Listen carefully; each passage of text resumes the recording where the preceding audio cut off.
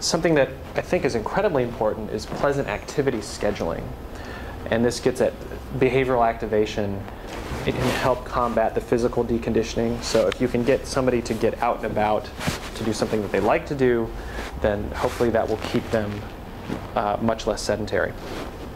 And then the final things were relapse prevention related. So one of the things that we did with patients was help them identify, so these were patients that were coming in for a 12-week program. And at some point they were ending treatment with us. So this may be different if you're seeing people in an individual setting, obviously, because you might still continue to see them. But regardless, we talked with patients about things that they need to anticipate happening that might impede their progress in the physical and psychological aspects of their treatment. And to look for what those risk factors could be, to figure out what sources of support could be and ways that they can use the sources of support and try to minimize the risks. And then the last thing we did with people was go over expectations with them.